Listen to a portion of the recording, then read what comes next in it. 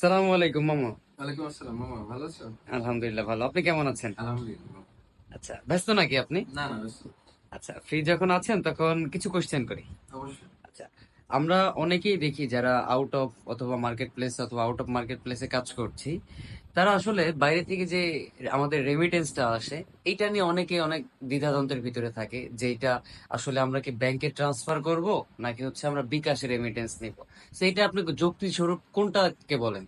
আসলে out of market প্লেসে বিভিন্ন পেমেন্ট গেটওয়ে আছে। Western union, debit, tap, Riya, আনুষঙ্গিক অনেক আরেক কিছু আছে। বাট সবকিছুর মূলে হচ্ছে আসলে আপনি কোন মাধ্যমে, আপনি আসলে কোন মাধ্যমে টাকা নিয়ে গেছেন। ব্যাংকে ক্যাশ পিক আপ, যেটা আসলে সচরাচর সবাই জেনে থাকে যে নামের উপর, এবং আরেকটা আছে এখন জনপ্রিয়, সেটা হচ্ছে মোবাইল ওয়ালেট। মোবাইল ওয়ালেটের মধ্যে প্রতিটা প্ল্যাটফর্মে তিনটা ফ্যাসিলিটি আছে, কিছু কিছু প্ল্যাটফর্মে আবার হচ্ছে নগদ দেওয়া আছে। তো আমি মনে করি যে বিকাশে নেওয়াটাই বেটার। আচ্ছা, বিকাশে যেহেতু নিব, তো এইখানে কি আমাদের কোনো লিমিটেশন আছে? আমরা সর্বোচ্চ কত টাকা নিতে পারবো রেমিটেন্স? অবশ্যই বিকাশে নেওয়ার ক্ষেত্রে লিমিটেশন আছে, যেটা বিকাশ থেকে কনফার্মেশন করেছে যে একটা ট্রানজাকশনে হাইয়েস্ট 2.5 লক্ষ টাকা গভর্নমেন্ট ইন্টার্নশিপ বাদে, গভর্নমেন্ট ইন্টার্নশিপ যেটা দেয় এ টাকা ব্যতীত 2.5 লক্ষ টাকা একটা ট্রানজাকশনে, মানে পার ট্রানজাকশনে 2.5 লক্ষ টাকা নেওয়া যাবে। এর ওভার নিলে সেই পেমেন্টটা আসবে না। এবং একটা ট্রানজেকশনের কথা বলা আছে, মানে কয়টা ট্রানজেকশন করতে পারবে মাসে, এটা কোনো লিমিটেশন নাই। তার মানে আনলিমিটেড বিকাশের মাধ্যমে রেমিটেন্স নেওয়া যাবে। বাট একটা ট্রানজাকশনে 2.5 লক্ষ টাকার উপর বেশি নেওয়া যাবে না। এবং যে জিনিসটা বললাম যে আসলে বিকাশে কেন, বা আমি কেন আবার বিকাশ সাজেস্ট করলাম, বিকাশটা কি ওয়েস্টার্ন ইউনিয়ন, ডেপ্টোসেট, আদার্স যে জিনিসগুলো আছে, বেশিরভাগ প্ল্যাটফর্মে ইনস্ট্যান্টলি বিকাশে পেমেন্ট দিয়ে থাকছে। এবং বিকাশের একটা ফ্যাসিলিটি ভালো, সেটা হচ্ছে গভর্নমেন্ট ইনসেন্টিভ, যেটা 2.5% আছে। সেটা আসলে অ্যাকচুয়ালি ক্যালকুলেশন করলে 1,000 টাকায় 25 টাকা গভর্নমেন্ট থেকে কিন্তু দেয়। তো আমরা যদি 25 টাকা দেয়, টাকাটা যদি ইনস্ট্যান্ট পাচ্ছি, যদি আমরা যদি ক্যাশ আউটও করি, তারপরে কিন্তু 18 টাকা 50 পয়সা সামথিং, 20 টাকা পড়তেছে হুম। ক্যাশ আউট যদি করি।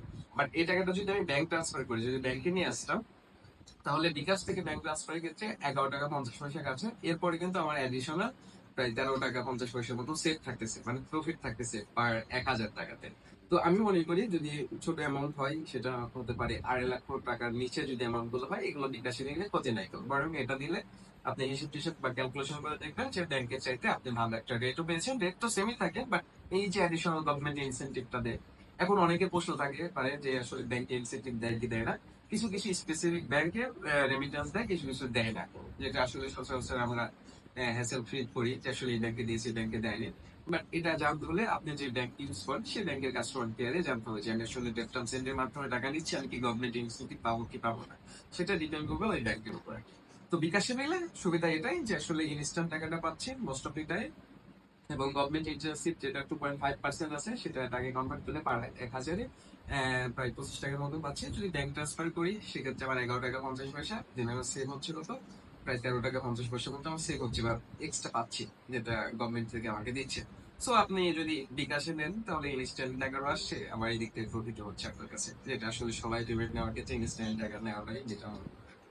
আচ্ছা, অসংখ্য ধন্যবাদ আপনাকে এত সুন্দর একটা ইনফরমেশন দেওয়ার জন্য।